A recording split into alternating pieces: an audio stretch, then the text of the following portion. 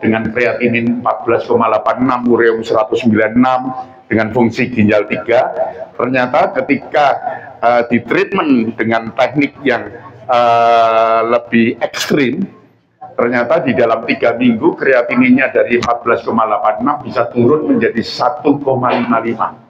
Ureumnya dari 196 turun menjadi 11, dan fungsi ginjal dari 3 naik menjadi 51.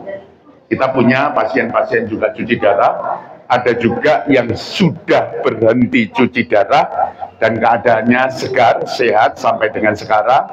Padahal pasien itu juga mengalami pendarahan di batang otak, jadi stroke, lumpuh, dan cuci darah seminggu 2 kali. Itu Bu Ari, istrinya Mas Imung, dosen ISI Jogja. Beliau juga bersedia untuk ketika ada teman-teman yang penderita atau juga yang biasa untuk melakukan HD cuci darah, untuk sharing bagaimana dia bisa mencapai itu. Biasa muncul pertanyaan, berapa jumlah rokok yang sebaiknya saya konsumsi sehari? Kalau saya biasa menjawab, banyak sedikitnya konsumsi itu tergantung pada keinginan sembuhnya. Karena batas overdosisnya sangat ada tetapi sangat jauh. Jadi orang dengan berat badan 80, overdosis konsumsi ini jika dalam 24 jam konsumsi 20.000 batang. Artinya ketika kita konsumsi 10 bungkus satu hari, itu baru 120 batang, belum ada apa-apanya. Tapi mungkin nggak kita konsumsi 10 bungkus sehari? Nggak mungkin. Kalau menurut saya sangat mungkin, karena saya punya pipa isi 12. Sekali konsumsi 12 batang. 10 kali konsumsi saya sudah 1 slot habis. Nanti saya tunjukkan. Boros tidaknya itu tergantung kemudian kebutuhan-kebutuhan tubuh. Contoh kasus misalnya Bu Ambar Rukmini dari Pacitan, itu beliau kena kanker ginjal stadium 4 dengan metastase ke kelenjar getah bening, tulang belakangnya sudah keropos dan sudah metas juga ke paru-paru. Dalam 3 bulan bersih, tidak diangkat ginjalnya. Tetapi yang menarik adalah bahwa Bu Ambar ketika itu diterapi di sini hanya 6 kali. Selama 3 bulan itu hanya 6 kali, perubahannya signifikan. Tetapi signifikan itu terjadi karena suaminya, Mas Zainal Abidin, itu nerapi Bu Ambar setiap 2 jam sekali.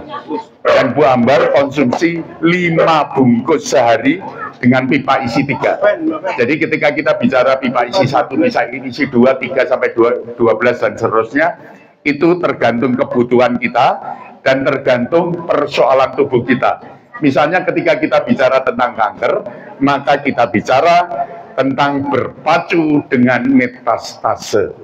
Ketika kita tidak bisa menyamai atau melebihi dari proses metastasenya, maka ya sudah, wassalam. Artinya banyak sedikitnya tergantung keinginan sembuh.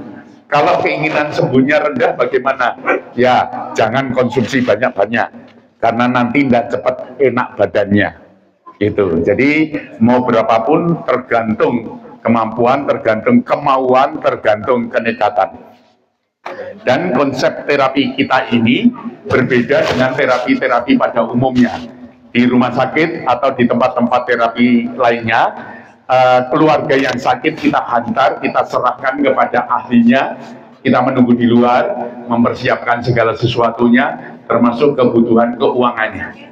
Tetapi kalau di dalam konteks kita berbeda, karena kita memahami sakitnya satu orang adalah sakitnya satu keluarga. Maka penyembuhan satu orang itu adalah keterlibatan keluarga secara bersama. Dan ketika konsumsi ini, maka yang terjadi pertama, yang penting adalah perubahan mindset. Bahwa ini bukan rokok pada umumnya untuk kenikmatan sesaat, tetapi ini ada berisi partikel-partikel. Ini adalah senyawa-senyawa obat alami yang kita konsumsi dalam bentuk gas, yang mampu juga sampai meregenerasi sel. Itu yang penting. Lalu di dalam komunitas-komunitas yang terbangun, kita sebagai komunitas penikmat dan pecinta kretek Indonesia ini, terapi yang kita lakukan semua napasnya adalah sifatnya free, cuma-cuma, tidak berbayar, tidak ada kotak amal atau juga amplop yang kita sediakan, karena kami berprinsip bahwa kami semua dari segala golongan di sini, agama kami semua itu bahwa melayani orang sakit adalah melayani roh ilahi yang hadir.